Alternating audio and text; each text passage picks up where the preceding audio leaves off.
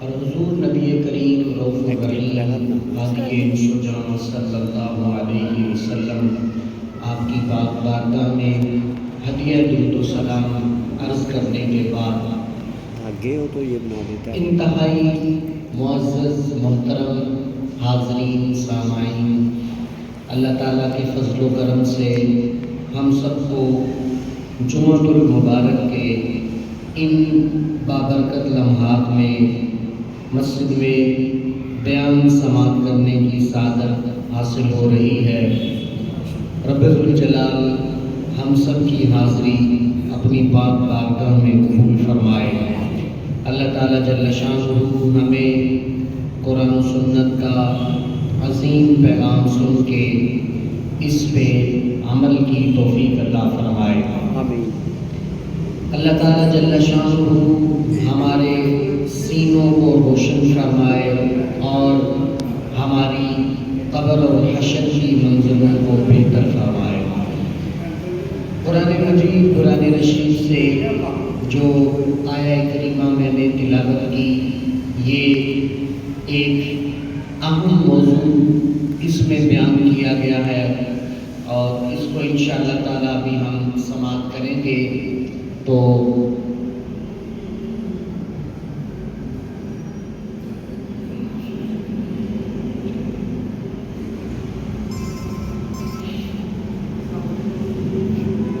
اللہ تعالیٰ جل شانہ قرآن مجید قرآن رشید کی اس آیہ مبارکہ میں ارشاد فرماتا ہے، یا ایھا الذین آمنوا، اے ایمان والو، اتقوا اللہ، اللہ سے ڈرو، وابتغوا الیہ الوسیلہ، اور اللہ کی طرف وسیلہ ڈھونڈو، تلاش کرو،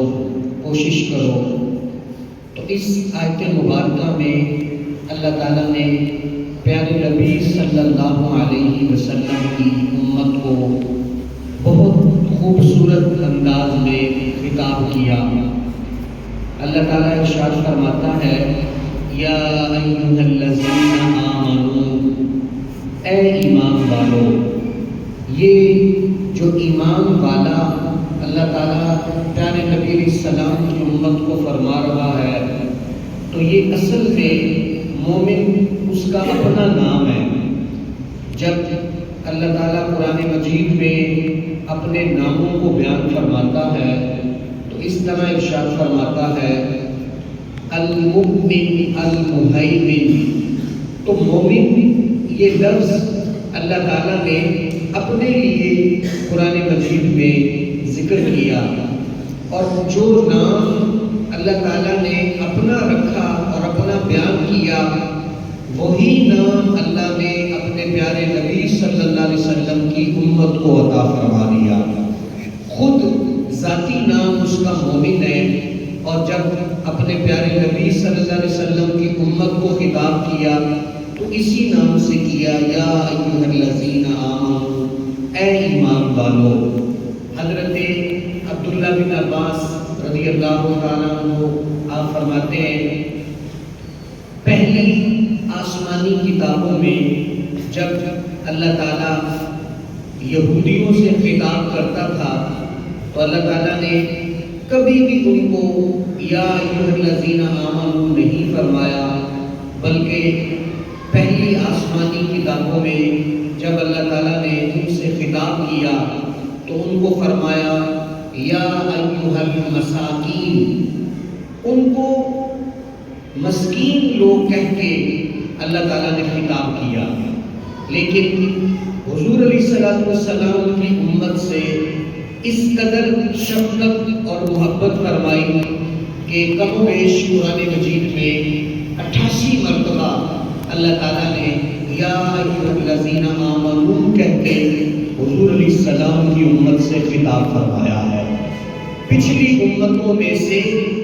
ایک بار بھی کسی امت کو یا ایھا الذین آمنوا نہیں فرمایا،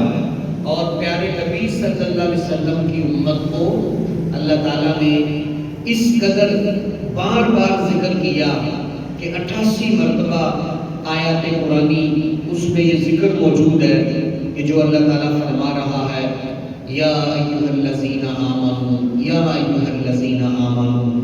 اپنے پیارے نبی صلی اللہ علیہ وسلم کی امت کو اپنا نام مومن عطا کیا، اور اپنے محبوب علیہ السلام کی امت کو جب پکارا تو ایمان والے کہہ کے پکارا۔ اللہ تعالیٰ جل شانہ نے اس آیت مبارکہ میں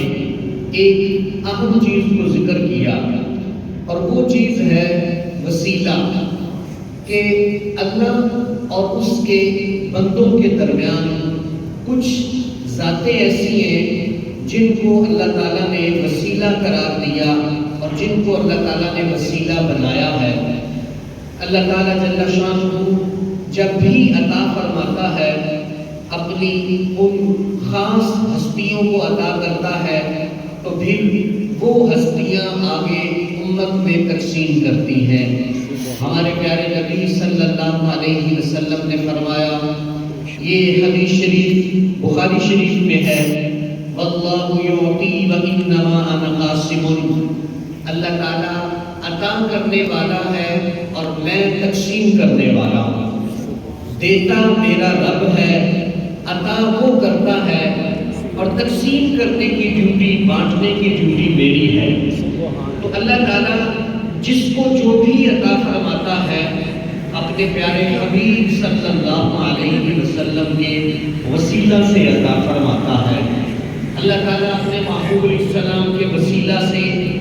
دعاؤں کو قبول فرماتا ہے، محبوب علیہ السلام کے وسیلہ سے عطا فرماتا ہے، اور مانگنے والوں کی جھولیوں کو بھر دیتا ہے۔ اللہ تعالیٰ جل شانہ نے قرآن مجید، قرآن رشید کے پہلے سپارے میں ایک آیت کریمہ میں بڑا خوبصورت ایک اہم چیز کو ذکر کیا۔ اللہ تعالیٰ ارشاد فرماتا ہے کہ جب آدم علیہ السلام کو بنانا چاہا تو فرشتوں سے مشورہ کیا، وَإِذْ قَالَ رَبُّكَ لِلْمَلَائِكَةِ إِنِّي جَاعِلٌ فِي الْأَرْضِ خَلِيفَةً، فرشتوں سے مشورہ کیا کہ میں زمین پہ اپنا ایک خلیفہ بنانے لگا ہوں، اپنا ایک نائب بنانے لگا ہوں۔ تو اس آیت پہ امام مزاوی رحمۃ اللہ علیہ نے بڑی خوبصورت بات کی کہ کوئی بندہ خلیفہ کب بناتا ہے، خلیفہ کی ضرورت کب ہوتی ہے، نائب کی ضرورت کب ہوتی ہے۔ تو آپ نے 4 وجہ بیان کی کہ کسی کو بھی اگر اپنا خلیفہ بنانا پڑے تو اس کو 4 وجوہات ہوتی ہیں۔ کوئی بھی اپنا نائب بناتا ہے تو اس میں 4 وجوہات ہوتی ہیں۔ تو آپ فرمانے لگے پہلی وجہ یہ ہوتی ہے کہ جو بندہ اپنا خلیفہ بناتا ہے اس کو پتہ ہے کہ میں نے فوت ہو جانا ہے، اور میری وفات کے بعد اس نظام کو چلانے کے لیے کوئی خلیفہ ہونا چاہیے، کوئی نائب ہونا چاہیے کہ جب میں قبر میں چلا جاؤں گا میرے فوت ہونے کے بعد اس نظام کو، اس سسٹم کو کون چلائے گا۔ تو وہ بندہ فوت ہونے سے پہلے اپنا ایک نائب اور اپنا ایک خلیفہ بناتا ہے۔ تو جب اللہ کی طرف ہم دیکھیں تو اللہ تعالیٰ کو تو موت آنی ہی نہیں، وہ تو ہمیشہ ہمیشہ زندہ ہے، وہ ہمیشہ ہمیشہ قائم ہے، وہ ہمیشہ ہمیشہ حی ہے، زندہ ہے، لا یموت، اس کو کبھی بھی موت نہیں آنی۔ تو پھر اللہ کو کیوں ضرورت پڑ گئی اپنا خلیفہ بنانے کی؟ خلیفہ تو وہ بناتا ہے جس کو موت آنی ہو اور اس نے بعد میں اپنے نظام کو چلانا ہو تو وہ اس کا خلیفہ بعد میں چلائے گا۔ تو جب اللہ تعالیٰ کو موت آنی ہی نہیں، پھر اللہ تعالیٰ نے اپنا خلیفہ کیوں بنایا؟ امام بیضاوی نے اس کی دوسری وجہ لکھی، فرمانے لگے کہ کوئی شخص خلیفہ تب بناتا ہے جب اکیلے بندے سے کام نہ چل رہا ہو، کام زیادہ ہے، سنبھالا نہیں جا رہا، تو وہ اپنا ایک نائب رکھ لیتا ہے، ایک اپنا خلیفہ بنا لیتا ہے کہ آدھا کام میں کروں گا اور جو زیادہ کام ہے آدھا کام تم نے کرنا ہے۔ جب دنیا کے اعتبار سے دیکھیں تو خلیفہ اس وقت بندہ بناتا ہے جب نظام سنبھالا نہ جا رہا ہو، کام زیادہ ہو اور وہ سنبھل نہ رہا ہو۔ تو جب ہم اللہ کی طرف توجہ کرتے ہیں تو اللہ کے آگے تو کوئی کام ایسا ہے ہی نہیں جو رکنے والا ہو۔ رب ذوالجلال کو یہ ارشاد فرماتا ہے کہ جب میں کسی کام کا ارادہ کرتا ہوں تو میں تو فرماتا ہوں کن، میں کن کہتا ہوں تو وہ کام ہو جاتا ہے۔ تو اللہ کے آگے تو کوئی کام رکنے والا ہی نہیں، تو پھر اللہ تعالیٰ نے اپنا خلیفہ اور نائب کیوں بنایا؟ تو امام غزالی نے اس کی تیسری وجہ بیان کی۔ امام غزالی فرمانے لگے جب کوئی شخص اپنا خلیفہ بناتا ہے، اپنا نائب بناتا ہے، تو اس لیے بناتا ہے کہ اس میں کچھ آرام کرنا ہوتا ہے، کہ وہ اپنا کام کر کر کے تھک جاتا ہے۔ جب اس نے آرام کرنا ہے تو اس کے کام کو کوئی سنبھالنے والا ہو، اس کا نائب ہو کوئی۔ جب خود وہ آرام کر رہا ہے تو اس کا خلیفہ، اس کا نائب اس کام کو سنبھال کے کنٹرول کر کے چلا رہا ہے، تو اللہ تعالیٰ کو تو نیند آتی ہی نہیں، وہ تو نیند سے پاک ہے، اس کو آرام کی ضرورت ہی نہیں۔ جب رب ذوالجلال کو آرام کی ضرورت ہی نہیں، نیند کی ضرورت ہی نہیں، تو پھر اس نے اپنا خلیفہ کیوں بنایا؟ کیوں فرشتوں سے مشورہ کیا کہ میں اپنا نائب اور خلیفہ بنانے لگا ہوں؟ تو امام غزالی رحمۃ اللہ علیہ نے اس کی ایک چوتھی وجہ بیان کی۔ آپ فرمانے لگے کوئی شخص اپنا خلیفہ اور نائب تب بناتا ہے جب اس نے شہر سے باہر جانا ہو، جب اس نے کسی دورے میں جانا ہو، کسی دوسرے ملک میں اس نے کسی کام کے لیے جانا ہو، تو پیچھے سے نظام چلانے کے لیے نائب ہونا چاہیے، پیچھے سے نظام چلانے کے لیے خلیفہ ہونا چاہیے۔ تو اللہ تعالیٰ کی ذات ایسے نہیں کہ وہ کسی اور ملک میں چلا جائے تو دوسرے ملک میں وہ نہیں ہوتا۔ اللہ تعالیٰ ہر وقت ہر جگہ پہ موجود ہے۔ جب وہ ہر وقت ہر جگہ پہ موجود ہے تو پھر اس کو خلیفہ بنانے کی ضرورت کیوں پیش آئی؟ نہ تو اللہ تعالیٰ کو موت آتی ہے، نہ وہ نظام چلا کے تھک جاتا ہے، نہ وہ آرام کرنے کے لیے جاتا ہے، نہ وہ کسی دوسرے ملک میں دورے پہ جاتا ہے، تو پھر اس کو خلیفہ بنانے کی ضرورت کیوں پیش آئی؟ تو امام غزالی فرمانے لگے خلیفہ اس لیے بنایا، بیچ میں مخلوق اور اپنے درمیان وسیلہ اس لیے بنایا کہ اللہ تعالیٰ فرماتا ہے میرا فیض اور میری طاقت وہ مضبوط ہے، اور جو مخلوق ہے لینے والی وہ کمزور ہے۔ مخلوق اس کا وزن نہیں اٹھا سکتی، مخلوق ڈائریکٹ لے نہیں سکتی، تو بیچ میں ایک ایسا وسیلہ ہو، بیچ میں ایک ایسی ہستی ہو جس کا میرے ساتھ بھی رابطہ ہو اور مخلوق کے ساتھ بھی رابطہ ہو، جو مجھ سے لینے والا ہو اور مخلوق کو دینے والا ہو، جو مجھ سے لیتا جائے اور مخلوق میں بانٹتا جائے۔ اگر میں ہر بندے کو ڈائریکٹ دوں تو ہر بندے کے عمل ایسے نہیں، ہر بندے کے پاس سینہ ایسا نورانی نہیں، ہر بندے کے پاس طاقت ایسی نہیں کہ وہ ڈائریکٹ مجھ سے کلام کر لے، ڈائریکٹ مجھے دیکھ لے، ڈائریکٹ میری باتوں کو سنے۔ تو اللہ تعالیٰ نے اپنا خلیفہ اور اپنا نائب اس لیے بنایا کہ مخلوق اور خالق کے درمیان ایک وسیلہ بن جائے، مخلوق اور خالق کے درمیان ایک نائب بن جائے، اللہ تعالیٰ عطا فرمائے اور وہ آگے امت کو تقسیم کرے۔ تو اس کائنات میں اللہ تعالیٰ نے حضرت محمد صلی اللہ علیہ وسلم کو اپنا خلیفہ اعظم، سب سے بڑے خلیفہ آپ ہیں حضور علیہ السلام، اللہ عز و جل کے سب سے بڑے نائب آپ ہیں۔ اسی لیے آپ نے فرمایا اللہ یعطی و انما انا قاسم، میرا رب مجھے دینے والا ہے اور میں آگے تقسیم کرنے والا ہوں، میرا رب مجھے دیے جا رہا ہے اور میں آگے تقسیم کیے جا رہا ہوں۔ تو ڈائریکٹ اللہ تعالیٰ مخلوق کو نہیں دیتا،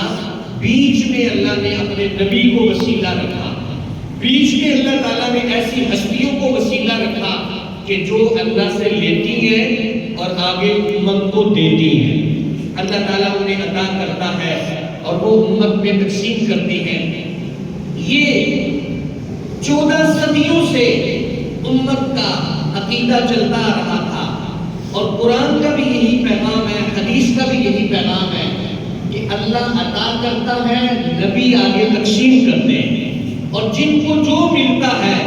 ان پاک ہستیوں کے وسیلے سے اللہ عطا فرماتا ہے، ان کی برکت سے اللہ عطا فرماتا ہے۔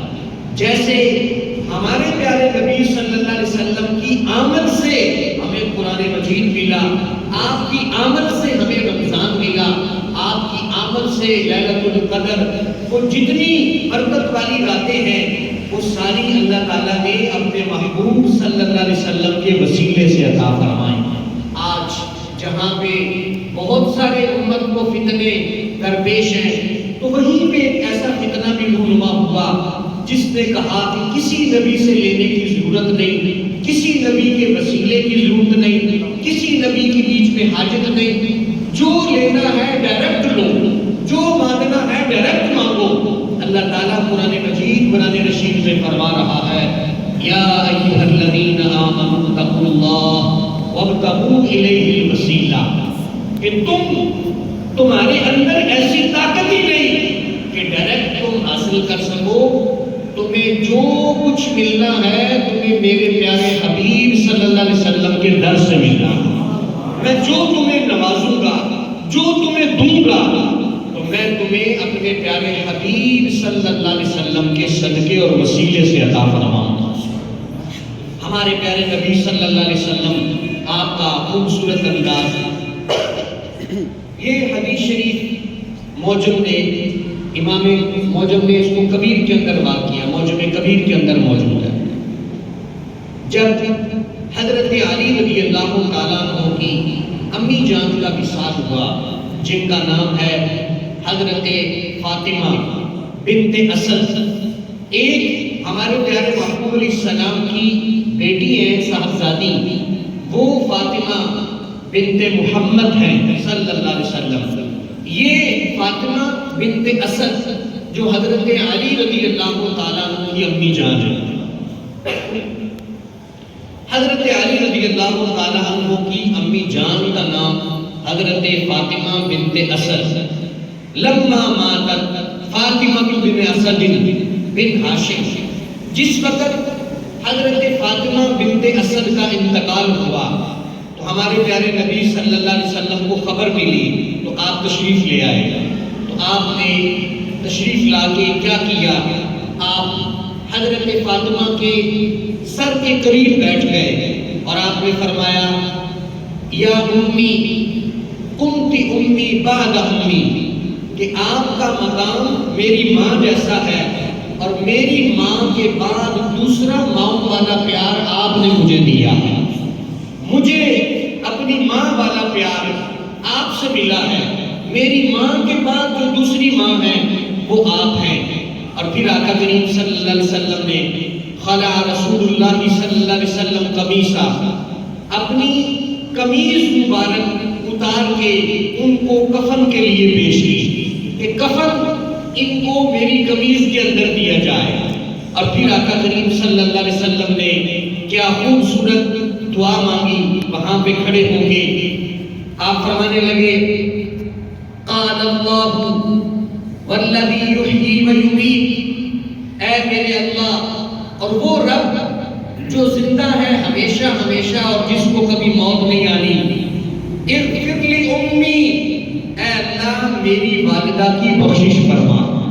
اغفر لی امی، میری ماں کی بخشش فرما، اے اللہ عز و جل تو حضرت فاطمہ بنت اسد کی بخشش فرما۔ اگلے جو کلمات ہیں وہ بڑے خوبصورت ہیں۔ آقا کریم صلی اللہ علیہ وسلم نے فرمایا، یا اللہ عز و جل میں تجھ سے بخشش کی دعا مانگتا ہوں، فاطمہ بنت اسد کی بخشش فرما، بحق نبیک والانبیاء الذین من قبلی، یا اللہ میرے وسیلے سے ان کی بخشش فرما، اور مجھ سے پہلے جتنے نبی اور رسول آئے ان سب کا وسیلہ تجھے دیتا ہوں، ان سب کے صدقے ان کی بخشش فرما۔ یہ دعا مانگنے کا طریقہ ہمارے نبی صلی اللہ علیہ وسلم نے اس امت کو خود عطا کیا۔ ہم جو دعا مانگتے ہیں کہ یا اللہ ہمیں ہمارے پیارے نبی کا صدقہ عطا کر، ہمیں ہمارے پیارے نبی کا وسیلہ دے، ہمیں سارے نبی اور سارے رسولوں کا وسیلہ دے، تو یہ اس امت امت کو پڑھایا ہوا آج کا سبق نہیں، اس امت کو دیا ہوا آج کا درس نہیں، یہ 14 صدیاں قبل ہمارے پیارے نبی صلی اللہ علیہ وسلم یہ امت کو عقیدہ دے کے گئے ہیں۔ کیا فرمایا کہ میری امت جب تم نے رب سے مانگنا ہے تو کیسے مانگنا ہے؟ فرمایا رب سے مانگنا تو محمد کے وسیلے سے مانگنا،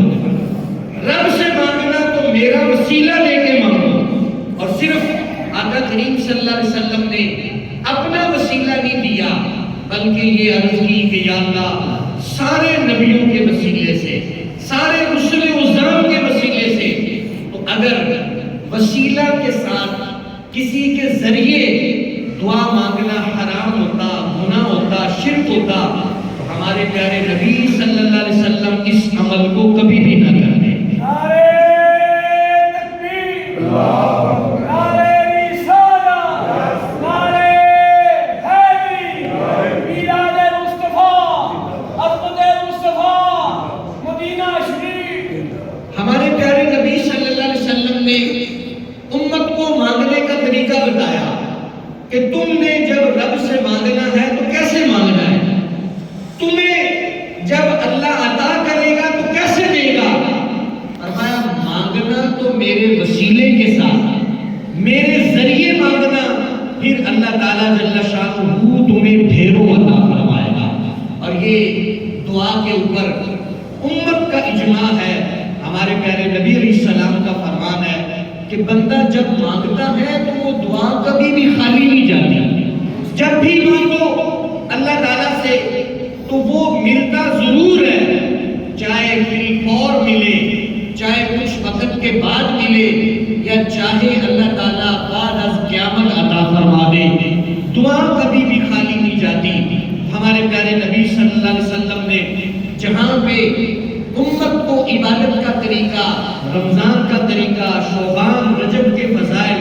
وہیں پہ امت کو یہ عقیدہ بھی عطا کیا کہ جب تم نے مانگنا ہے تو اپنے رب سے کیسے مانگنا ہے، جب رب سے لینا ہے تو کیسے لینا ہے۔ وہ جنہوں نے اپنی دعاؤں سے اپنے پیارے محبوب علیہ السلام کو نکال دیا، دعا سے حضور کے وسیلے کو نکال دیا، پھر اس چیز کو امت میں بھی بیان کیا، تو یہ ہمارے پیارے نبی علیہ السلام کی تعلیمات کے خلاف ہے۔ آقا کریم صلی اللہ علیہ وسلم نے تو یہ ارشاد فرمایا جب مانگو میرے وسیلے سے مانگو، جب مانگو نبی اور رسول عظام کے وسیلے سے مانگو۔ رسول اکرم صلی اللہ علیہ وسلم کا وسیلہ کس قدر فائدہ عطا فرماتا ہے، یہ قرآن مجید قرآن رشید کی آیت نمبر 89 ہے، پہلے سپارے کے اندر، جس وقت ہمارے نبی صلی اللہ علیہ وسلم ابھی دنیا میں تشریف نہیں لائے تھے، یہودیوں کی کسی سے بھی جنگ ہو جاتی تو یہودی یہ کہہ کے دعا مانگتے کہ اے اللہ عز و جل جو تیرا آخری نبی آنے والا ہے، ہم تجھ سے اس کے وسیلے سے مانگتے ہیں ہمیں فتح عطا فرما، اور اللہ عز و جل انہیں فتح عطا فرماتا، کامیابی عطا فرماتا۔ آقا کریم صلی اللہ علیہ وسلم کی پیدائش سے قبل وہ یہ دعا مانگا کرتے تھے کہ اللہ عز و جل جو آخری نبی شانوں والے عظمتوں والے آنے ہیں ابھی پیدا نہیں ہوئے، ہمیں ان کے وسیلے سے یہ عطا فرما، ان کے وسیلے سے فتح عطا فرما۔ اللہ تعالیٰ نبی علیہ السلام کی پیدائش سے قبل ان کی مانگی ہوئی دعاؤں کو حضور کے وسیلے سے قبول فرمانے لگا، اور اس کو اللہ تعالیٰ نے قرآن مجید میں ارشاد فرمایا وَقَالُوا مِن قَبْلُ يَسْتَفْتِحُونَ عَلَى الَّذِينَ كَفَرُوا، فرمایا وہ وقت یاد کرو جب میرا محبوب ابھی پیدا نہیں ہوا تھا تو تم ان کے وسیلے سے دعائیں مانگتے تھے، میں تمہاری دعاؤں کو قبول کر لیتا تھا۔ تو اس کو اللہ تعالیٰ نے قرآن مجید میں ذکر کیا کہ تم نے جب مانگنا ہے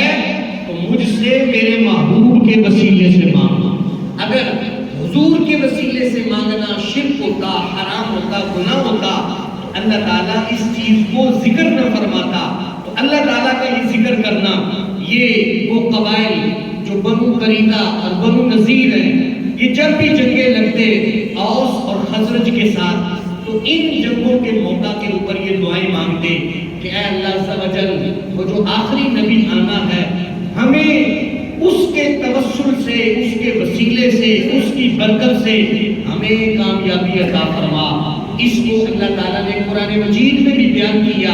اور اس کو ہمارے پیارے نبی صلی اللہ علیہ وسلم نے احادیث کے اندر بھی بیان کیا۔ صحیح بخاری شریف کی یہ حدیث پاک ہے جس کے راوی حضرت انس رضی اللہ تعالیٰ عنہ ہیں۔ کہتے ہیں جب بارش نہیں ہوتی تھی تو ہم اپنے پیارے نبی صلی اللہ علیہ وسلم کے وسیلے سے دعا مانگتے، اللہ تعالیٰ رحمت کی بارش نازل فرما دے۔ حضور کے وسیلے سے آپ کا نام لے کے اللہ کی بارگاہ میں پیش کرتے، اور ایک وقت میں ایسا ہوا کہ نبی کریم صلی اللہ علیہ وسلم کے چچا حضرت عباس رضی اللہ تعالیٰ عنہ موجود ہیں۔ حضرت عمر رضی اللہ تعالیٰ عنہ نے جس وقت بارش کی ضرورت محسوس ہوئی تو صحیح بخاری شریف کے یہ لفظ ہے، حضرت عمر نے ان الفاظ کے ساتھ دعا مانگی کہ اے اللہ تو اپنے محبوب کا صدقہ تو دیتا ہی ہے، آج جو تجھ سے ہم مانگ رہے ہیں،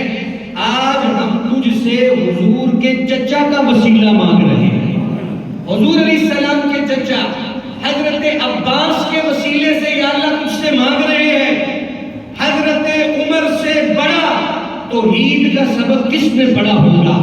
اور حضرت عمر نے توحید خود آقا کریم صلی اللہ علیہ وسلم سے سیکھی اور آگے بھی قیامت تک امت کو سکھائی۔ حضرت عمر رضی اللہ تعالیٰ عنہ نے حضرت عباس ہمارے نبی علیہ السلام کے چچا ان کا وسیلہ دے کے اللہ سے کیا مانگا؟ ان عمر بن الخطاب رضی اللہ تعالیٰ عنہ کان اذا قحط استسقى بالعباس بن عبد المطلب۔ حضرت عمر رضی اللہ تعالیٰ عنہ نے ضرورت بارش کے وقت حضرت عباس کا وسیلہ دے کے رب سے مانگی اور اللہ نے اسی وقت رحمت کی بارش نازل فرما دی۔ ہمارے نبی صلی اللہ علیہ وسلم کا وسیلہ وہ تو رب دیتا ہے اور دے رہا ہے، لیکن حضرت عمر نے تو آپ کے چچا کا وسیلہ مانگ کے بھی امت کے اوپر ظاہر کر دیا کہ ہمارے نبی علیہ السلام کا صدقہ تو ہمیں مل رہا ہے، ان کا وسیلہ تو مل رہا ہے، لیکن اگر کوئی آپ کے چچا کے وسیلے سے مانگے گا تو وہ بھی خالی نہیں جائے گا، اللہ عز و جل اسی وقت عطا فرماتا ہے۔ اور یہاں پہ جو اہم بات ہے، اللہ کا نبی جب اپنے ظاہری زندگی کے ایام میں حیات ہو تب بھی ان کے وسیلے سے رب سے مانگنا جائز ہے، اور جب اللہ کا نبی اپنے گنبد خضرا میں وفات کے بعد آرام فرما ہے تو تب بھی ان کے وسیلے سے رب سے مانگنا جائز ہے۔ ان کی وفات سے قبل مانگے تب بھی جائز ہے، ان کے ظاہری پردہ کر جانے کے بعد ان کے وسیلے سے مانگے تب بھی رب عطا فرماتا ہے۔ ہمارے پیارے نبی صلی اللہ علیہ وسلم نے فرمایا موت صرف اللہ کے نبی پہ ایک لمحہ کے لیے آتی ہے، اس کے بعد اللہ کے نبی میں روح کو واپس لوٹا دیا جاتا ہے۔ ان اللہ حرم علی الارض ان تأکل جمیع اجساد الانبیاء ونبی اللہ حی یرزق۔ اللہ کے سارے نبی اپنی اپنی قبروں میں زندہ ہیں، انہیں رزق بھی دیا جاتا ہے اور اپنی قبروں کے اندر زندہ موجود ہیں۔ تو ہمارے نبی صلی اللہ علیہ وسلم کی ظاہری حیات میں کسی نے وسیلے سے مانگا، رب نے تب بھی عطا کیا، اور آپ کے ظاہری وفات کے بعد کسی نے مانگا تو تب بھی عطا کیا۔ یہ حدیث شریف سنن ابن ماجہ کے اندر موجود ہے۔ ہمارے پیارے نبی صلی اللہ علیہ وسلم مسجد نبوی شریف کے اندر تشریف فرما ہے، ایک شخص آیا جس کی دونوں آنکھوں کی بینائی نہیں ہے، آنکھوں سے اندھا ہے، اور آ کر کہنے لگا یا رسول اللہ صلی اللہ علیہ وسلم مجھے آنکھوں سے نظر نہیں آتا، آپ میرے لیے دعا کر دیں، میرے لیے کچھ کریں کہ مجھے نظر آنا شروع ہو جائے۔ اس حدیث شریف کے راوی حضرت عثمان بن حنیف رضی اللہ تعالیٰ عنہ ہیں، کہتے ہیں ان رجلا غزیر البصر آتا النبی صلی اللہ علیہ وسلم، ایک اندھا شخص ہمارے نبی صلی اللہ علیہ وسلم کے پاس آیا اور کہنے لگا مجھے دکھائی نہیں دیتا. تو پیارے نبی صلی اللہ علیہ وسلم نے فرمایا میں تمہیں کلمات بتاتا ہوں، دعا کرنے کا طریقہ بتاتا ہوں، تم اس طرح دعا مانگو تو اللہ تعالیٰ تمہیں عطا فرما دے گا. ایک حدیث شریف میں اس طرح آتا ہے کہ وہ اور جگہ کا واقعہ کہ ایک نبینا شخص نے آ کے یہی مسئلہ عرض کیا. آقا کریم صلی اللہ علیہ وسلم نے فرمایا صبر کرو گے تو اللہ اس کے بدلے تمہیں جنت عطا فرما دے گا، اور کہو گے تو تمہیں دعا دیں گے اللہ تمہیں آنکھیں عطا فرما دے گا. تو اس نے عرض کی یا رسول اللہ صلی اللہ علیہ وسلم مجھے آنکھیں مل جائیں. اللہ کے محبوب علیہ السلام نے دعا کی تو اللہ نے ان کو آنکھیں عطا فرما. یہ حدیث شریف جو ابن ماجہ کی ہے، ہمارے نبی صلی اللہ علیہ وسلم نے فرمایا تم نے اللہ سے جب مانگنا ہے اس طرح مانگنا اللہ تمہیں فوری عطا فرمائے گا. آپ نے فرمایا سب سے پہلے تم 2 رکعت نفل پڑھو. 2 رکعت نفل پڑھنے کے بعد تم نے یہ کلمات پڑھنے ہیں اللہم انی اسألک واتوجہ الیک بنبیک محمد نبی الرحمہ انی توجہت بک الی ربی فی حاجتی هذه لتقضى لي اللهم فشفع لي. ہمارے نبی صلی اللہ علیہ وسلم نے یہ کلمات اس صحابی کو جو نابینا صحابی ہیں جن کو نظر نہیں آتا ان کو یہ کلمات عطا کیے کہ تم نے یہ پڑھنا ہے. اب ان کا معنی کیا بنتا ہے؟ ہمارے نبی صلی اللہ علیہ وسلم نے دعا مانگنے کا طریقہ سکھایا کہ اے میرے نبینا صحابی اس طرح مانگو اللہم انی اسألک، اے اللہ میں تجھ سے سوال کرتا ہوں، واتوجہ الیک،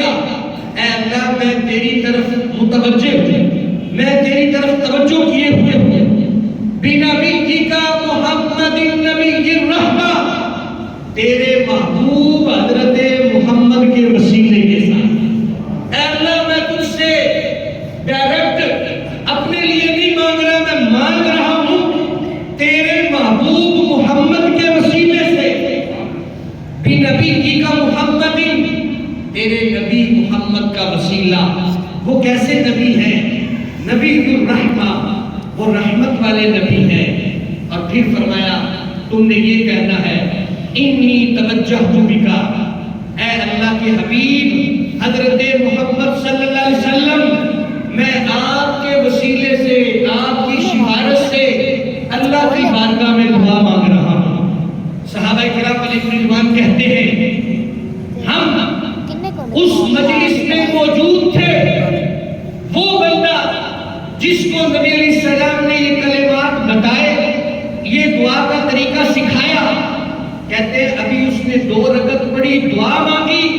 ابھی اس نے ہاتھ نیچے نہیں کیے تو اللہ نے اس کو دونوں آنکھیں عطا فرمائی. اتنی جلدی اس دعا کا رزلٹ آیا. صحابہ کہتے ہیں کہ ابھی ہاتھ اس نے نیچے نہیں کیے، اللہ نے اس کو فوراً 2 آنکھیں عطا فرما دی. ہمارے نبی صلی اللہ علیہ وسلم خود مسجد نبوی میں موجود ہیں اور خود اپنے امتی کو درس دیا، اپنے امتی کو دعا مانگنے کا طریقہ سکھایا. فرمایا میرے امتی پتہ نہیں تم اس سے پہلے اپنی آنکھوں کی کتنی دعائیں مانگ چکے ہو، آج میں جو دعا مانگتا ہوں وہ مانگ کے دیکھو، پھر دیکھنا کرم کیسے ہوتا ہے. اور آقا کریم صلی اللہ علیہ وسلم کے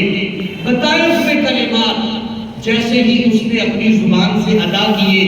کہ اے اللہ میں تجھ سے تیرے حبیب محمد کا وسیلہ مانگ رہا ہوں، اے اللہ میں تجھ سے تیرے نبی کا صدقہ مانگ رہا ہوں، مجھے عطا فرما. تو صحابہ کرام علیہ رضوان کہتے ہیں ہم اس مجلس میں موجود تھے، ابھی ہاتھ اس نے نیچے نہیں کیے تھے کہ اللہ نے اس کی آنکھوں کو روشن فرما دیا. تو یہ حدیث شریف صحابہ کرام علیہ رضوان نے یاد رکھی اور نبی علیہ السلام کی زندگی میں، حضور علیہ السلام کی موجودگی میں اللہ سے مانگا کہ اے اللہ تو مجھے اپنے حبیب دین کا صدقہ عطا فرما۔ اللہ نے فوراً عطا کیا۔ اب جس وقت ہمارے پیارے نبی صلی اللہ علیہ وسلم کی ظاہری وفات ہو گئی، ظاہری طور پہ آپ نے وصال کیا، تو ایک شخص وہ مدینہ شریف میں آیا اور کہنے لگا کہ میری حضرت عثمان غنی سے ملاقات نہیں ہو رہی، میں نے کوشش کی ہے لیکن حضرت عثمان غنی مجھے ملاقات کا ٹائم نہیں دے رہے۔ حضرت عثمان بن حنیف کہتے ہیں کہ مجھے نبی علیہ السلام کی دعا کے یہ کلمات یاد تھے، تو میں نے اس امتی کو بتایا کہ تم 2 رکعت نفل پڑھو، 2 رکعت نفل پڑھ کے یہ دعا کرو، اللہم انی اسألک واتوجہ الیک بنبیک محمد نبی الرحمہ۔ تم یہ دعا مانگو، اللہ تعالیٰ تیری دعا کو، تیری حاجت کو فوراً پورا فرما دے گا۔ ہمارے نبی علیہ السلام کے وصال کے بعد اس بندے نے مسجد نبی شریف کے اندر 2 رکعت نفل پڑھے اور پھر یہ دعا مانگی، تو کہتے ہیں کہ جیسے ہی دعا مانگی حضرت عثمان غنی کی طرف سے بندہ آ گیا کہ چلو تمہیں عثمان غنی ملاقات کے لیے بلا رہے ہیں۔ صحابہ کرام علیہ رضوان انہوں نے اس حدیث کا تجربہ کیا کہ ہمارے نبی علیہ السلام کی زندگی میں ظاہری طور پہ تب کسی نے وسیلے سے مانگا تو تب بھی اللہ نے عطا کیا، اور آپ جس وقت ظاہری طور پہ پردہ کر کے اپنی قبر مبارک گنبد خضرا میں تشریف لے گئے، تب بھی اگر کسی نے وسیلہ رسول سے پیش کر کے رب سے مانگا تو اللہ نے اس کو کبھی خالی نہیں بھیجا۔ آپ کی ظاہری طور پہ حیات سے قبل مانگے تب بھی رب عطا فرماتا ہے، اور آپ کے ظاہری وصال کے بعد آپ کے وسیلے سے مانگے تو تب بھی رب عطا فرماتا ہے۔ اسی لیے ہمارے پیارے نبی صلی اللہ علیہ وسلم کا یہ انداز ہے کہ جس میں آپ نے جب برکت کو بیان کیا تو آپ نے فرمایا اللہ عز و جل کے نزدیک میری برکت کتنی ہے، اللہ عز و جل کے نزدیک میری ویلیو کتنی ہے۔ فرمایا ایک وقت آئے گا میں دنیا سے پردہ کر جاؤں گا، یأتی علی الناس زمان، ایک وقت آئے گا میں ظاہری طور پہ اس دنیا میں نہیں ہوں گا، تو پھر کیا ہوگا؟ مسلمانوں کا لشکر نکلے گا کافروں کے ساتھ جنگ کرنے کے لیے، ایک طرف مسلمانوں کا لشکر اور ایک طرف کفار کا لشکر۔ یہ تب بات ہوگی جب میں ظاہری طور پہ اس دنیا میں موجود نہیں ہوں گا، تو کیا ہوگا؟ یأتی علی الناس زمان من صاحب رسول اللہ صلی اللہ علیہ وسلم، جنگ شروع ہونے سے پہلے لشکر میں اعلان ہوگا کیا اس فوج کے اندر کوئی ایک ایسا بندہ موجود ہے جس نے اپنی آنکھوں سے رسول اللہ کا دیدار کیا؟ یعنی کوئی ایک صحابی موجود ہے، ایک بندہ ہاتھ کھڑا کرے گا، وہ کہے گا ہاں نام، وہ کہے گا ہاں میں نے نبی علیہ السلام کا دیدار کیا ہوا ہے۔ پورے لشکر اسلام میں ایک صحابی رسول ہوگا، ایک ایسا بندہ ہوگا جس نے رسول اللہ کو دیکھا ہے۔ ہمارے نبی علیہ السلام نے فرمایا میری برکت کا عالم کیا ہوگا؟ جس بندے نے مجھے دیکھا ہوگا اللہ میرے دیکھنے والے کے صدقے میں جنگ اور فتح عطا فرمائے۔ رسول اللہ صلی اللہ علیہ وسلم کے وسیلہ کی برکت، آپ کے دیکھنے کی برکت، فرمایا میری برکتوں سے تو اللہ دعائیں قبول کرتا ہے، میرے وسیلے سے تو اللہ دیتا ہے، لیکن عنقریب میں دنیا سے چلا جاؤں گا تو جس نے مجھے دیکھا ہوگا اگر میرے دیکھنے والے کے وسیلے سے دعا مانگے تب بھی اللہ عطا فرمائے گا۔ پھر آقا کریم صلی اللہ علیہ وسلم نے دوسرا جملہ ارشاد فرمایا یأتی علی الناس زمان، پھر کچھ وقت گزرے گا، سارے صحابہ فوت ہو جائیں گے، پھر وہ لوگ موجود ہوں گے جنہوں نے صحابہ کو دیکھا تھا اور ان کو کہا جاتا ہے تابی۔ تو لشکر جب آمنے سامنے ہوں گے پھر لشکر میں اعلان ہوگا کوئی ایسا بندہ موجود ہے کہ جس نے رسول اللہ کو تو نہیں لیکن نبی علیہ السلام کے کسی صحابی کو دیکھا ہو، ایک بندہ ہاتھ کھڑا کرے گا، ہاں میں نے حضور علیہ السلام کے صحابی کو دیکھا ہے، ہمارے نبی علیہ السلام نے فرمایا اللہ تعالیٰ میری برکت میرے دیکھنے والے کو بھی دیتا ہے، اور جس نے مجھے دیکھا آگے اس نے جس کو دیکھا اللہ اس کو بھی برکت عطا کرتا۔ فرمایا صحابی کے وسیلے سے جگ میں فتح، تابی کے وسیلے سے جگ میں فتح، پھر اللہ تعالیٰ تبا تابی کے وسیلے سے بھی جگ میں فتح عطا فرمائے۔ فرمایا میرے دیکھنے والے کے وسیلے سے اللہ تعالیٰ مسلمانوں کے لشکر کو فتح دے گا، پھر میرے دیکھنے والے کے دیکھنے والے کو فرمایا میری برکت میرے بعد اللہ 4 پشتوں کو عطا فرمائے گا۔ تو یہ ہمارے پیارے نبی علیہ السلام نے عقیدہ امت کو دیا کہ تم نے جب بھی رب سے مانگنا ہے، دعا مانگنی ہے، یا جب بھی رب سے مانگنا ہے اللہ سے اپنے محبوب کا وسیلہ دے کے مانگو، رب سے میرے وسیلے سے مانگو، اللہ تعالیٰ یقیناً تمہیں میرا وسیلہ عطا فرمائے گا۔ اللہ عز و جل ہمیں اپنی دعاؤں میں اپنے پیارے محبوب علیہ السلام کے وسیلے سے مانگنے کی سعادت عطا فرمائے۔ وآخر دعوانا الحمدللہ۔